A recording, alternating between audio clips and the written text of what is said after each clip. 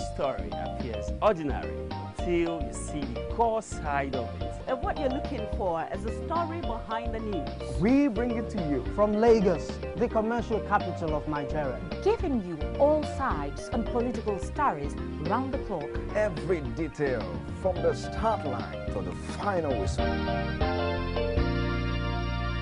CoreTV News, expanding your view.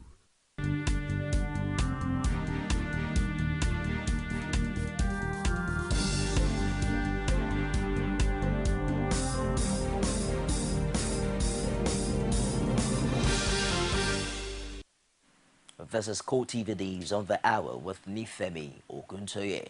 President Goodluck Jonathan has again extended the olive branch to insurgents fighting to install an Islamic caliphate in some parts of the country. Jonathan made the offer in his nationwide Independence Day broadcast. He urged those fighting and waging war with Nigeria to lay down their arms while calling on anyone with genuine grievances to come forward for dialogue. President Jonathan regretted that despite the achievements of his administration, Nigeria is still in a sober moment. He blamed it on insurgents who had been waging war on the nation. The president also wants all Nigerians to set aside political, sectional or other parochial considerations and support efforts to check insurgency in the country. Meanwhile, for the 4th year running, President Goodluck Jonathan on Wednesday celebrated the Independence Day anniversary within the confines of the presidential villa. The brief event witnessed the ceremonial presidential change of guards, which had several top government functionaries in attendance. Paul Samuel now reports on the low-key celebration. It's 54 years after Nigeria's independence, and for the 4th consecutive year, the celebration is low-key. The weekly presidential change of guard has been moved to Wednesday from Monday, just to give it a ceremonial outlook on Independence Day.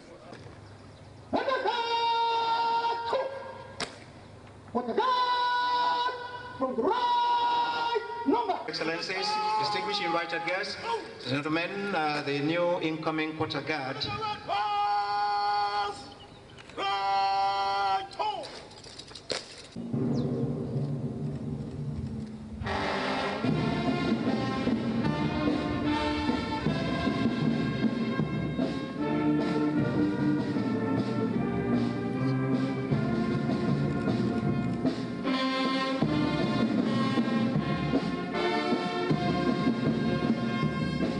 What we have just witnessed should be a signal to Nigerians that their armed forces are ready, willing and able to secure this nation.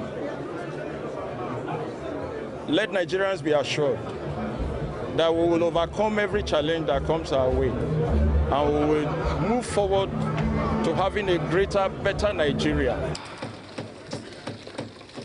These white pigeons signify peace, and their release from this cage symbolizes freedom for the country. The president also signed the Independence Anniversary Register as well as cut the independence cake. Prayers were offered by both Christian and Muslim clergy. President Jonathan did not make a speech at the brief event, but government officials are optimistic that the country will overcome its challenges. We have gone through quite a few challenges in this country, and we are still going through challenges. Challenges of terrorism, we have had challenges of viral diseases as well, but I think that all in all, throughout everything, the country has managed to stay united. We were children who saw the Civil War and participated in it in the 60s, and to think that we have got to this stage, is a wonderful thing.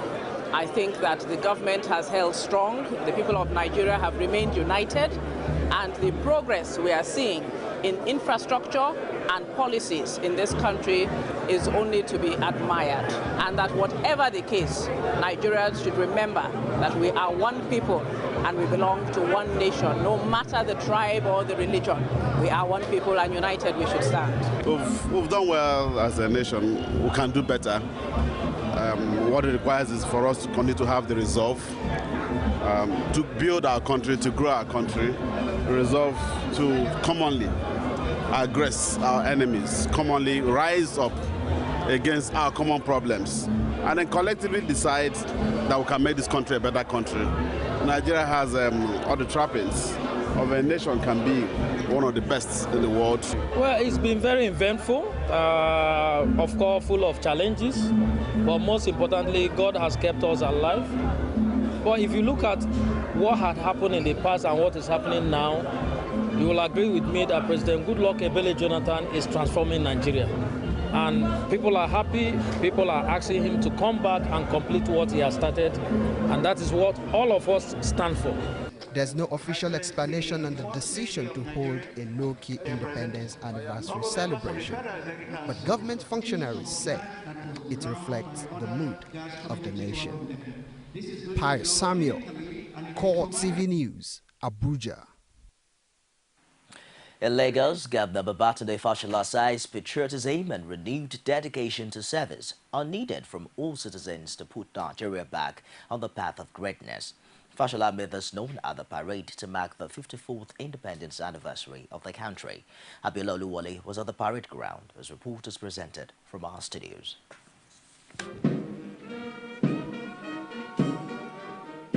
Even the downpour did not discourage the people from participating in the annual Independence Anniversary in Lagos State. The inspection of the Guard of Honor by Governor Fashola signaled the commencement of the commemoration of Nigeria's Independence Anniversary. The event having taken off, the traditional march past by the police, voluntary organizations and school children followed suit.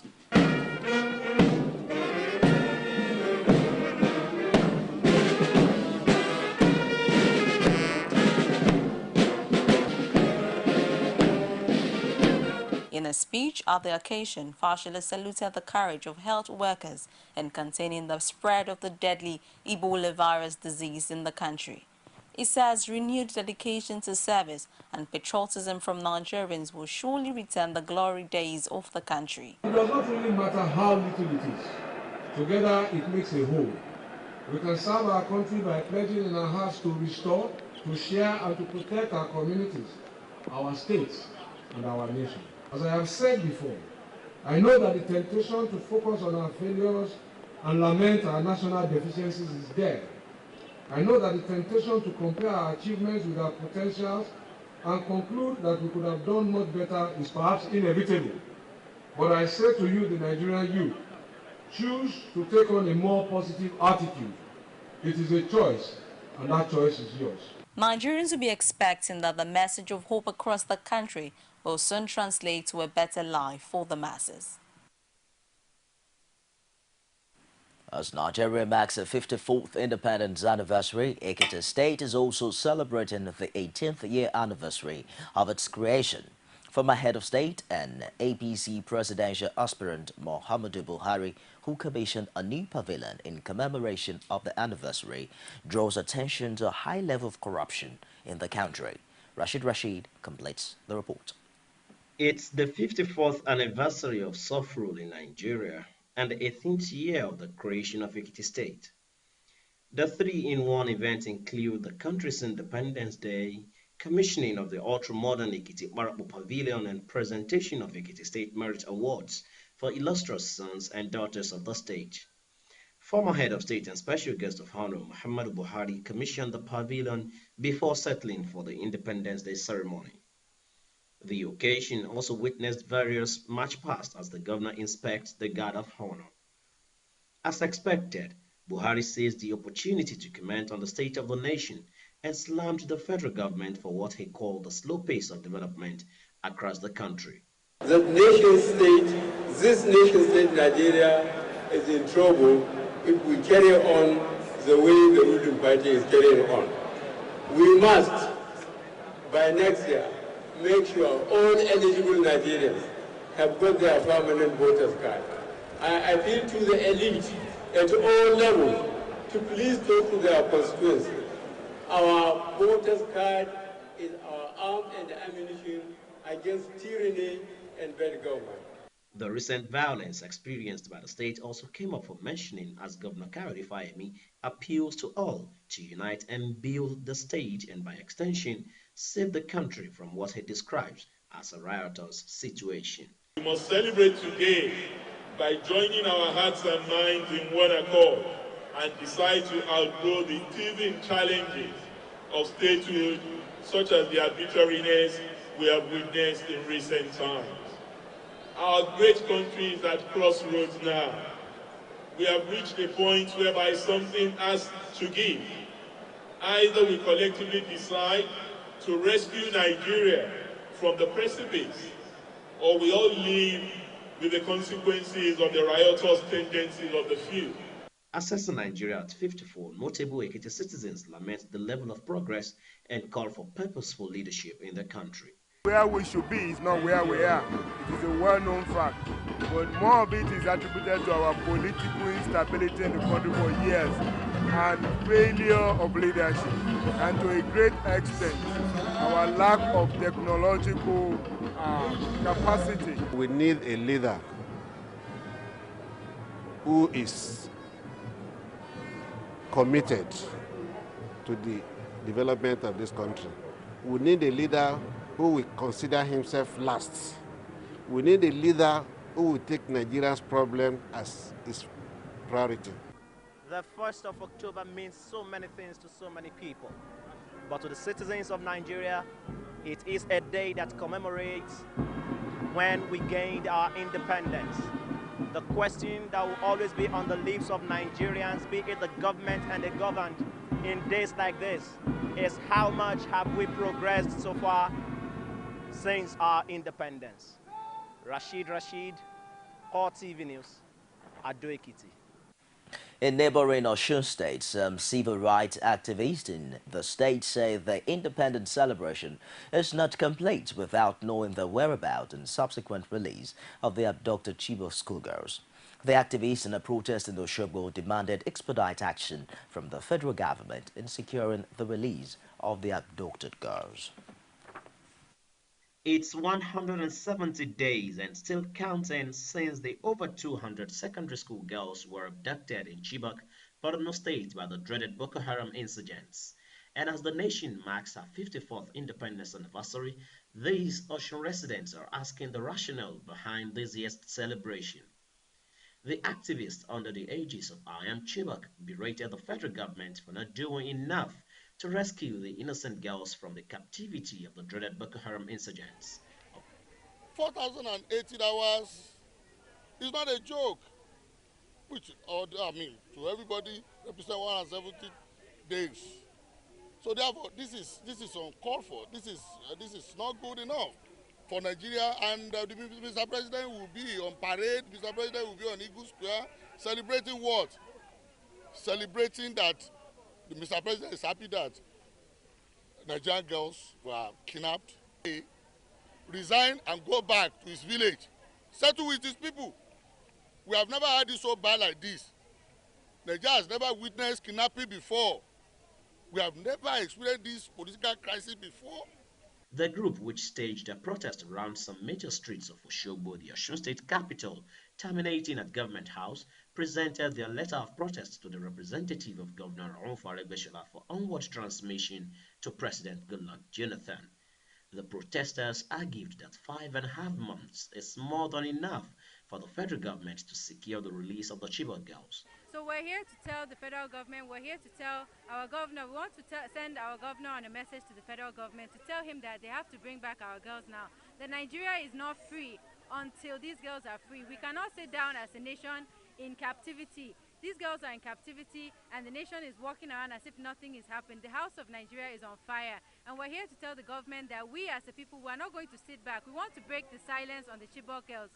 Nobody is speaking now. It's as if nothing has happened. It's as if these 219 girls, their lives don't matter. Meanwhile, they are there every day. They're being raped by different multiple men. Some of them are pregnant. Some of them are sick. They're suffering every day. And we're moving on as in a country as if nothing is happening. We are here to break the silence on the Chibok girls and to say there's no freedom, there's no independence without the freedom of Chibok girls.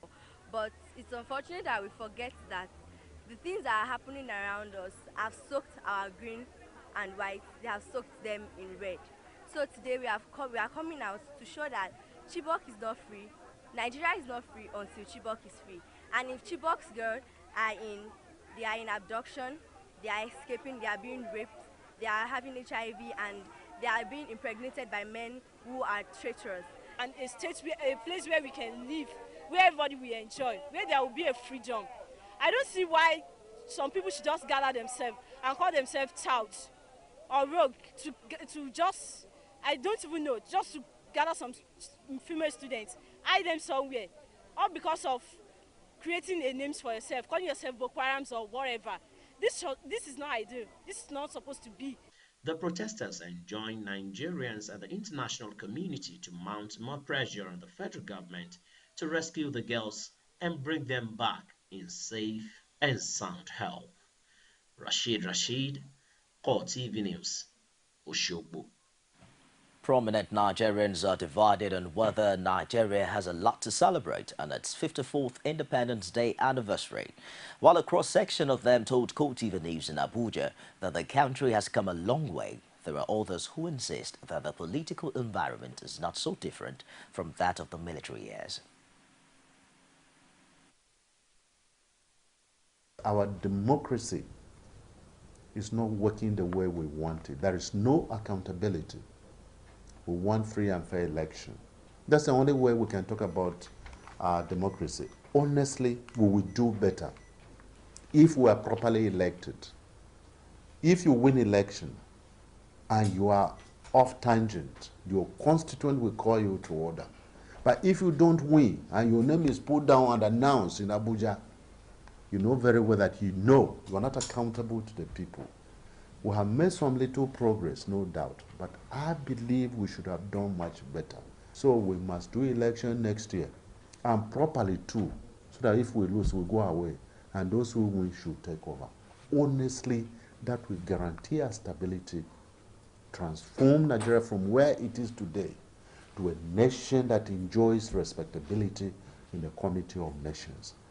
To do otherwise is to destroy this country. The larger portion of Nigerians believe that Nigeria is better as one country.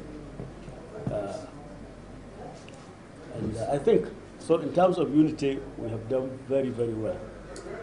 I think in terms of the economy too, there is progress so far, and but of course, we are very bad on corruption, very bad on insecurity.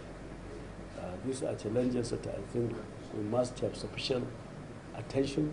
We must provide sufficient government to face these challenges, because if we don't face them squarely, they are going to drown this unity we have. I believe that Nigeria at 54 has made some progress. If I cast my mind back, because I'm older than 54 years now, I can see that before, the type of roads we used to pass through was very narrow bridges. Schools were not as many as we have them now. And the facilities all around were not as improved as they are. But that is not to say that we measure up to 54 years in terms of development, maturity, and the development of infrastructures. So there are still problems. But most of the problems are problems we have created for ourselves. For instance, if we had peace since this administration came into power and nobody is struggling with anybody, I believe that we would have probably done much more than what is possible now. If the resources that have been put into fighting Boko Haram and struggling for unity, struggling for this security, if we had used all this for internal development, building of schools, building of hospitals, and equipping ourselves in one way or the other, I think our country would have been much better. You're watching CoreTV News of the Hour live from Lagos. I'll be back with more stories after this time out. Stay with us.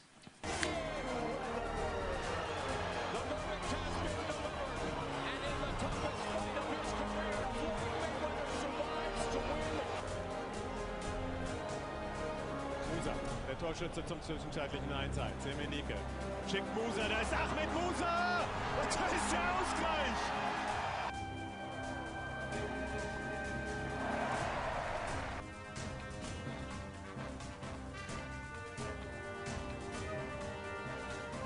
beautiful Saturday evening in the city of Lagos. Off the turn, Phelps had it, but then Matsui kept going. Finals. 5 to shoot. Leonard does.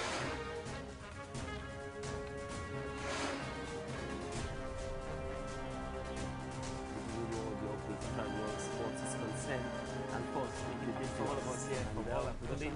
I hope one will bless up.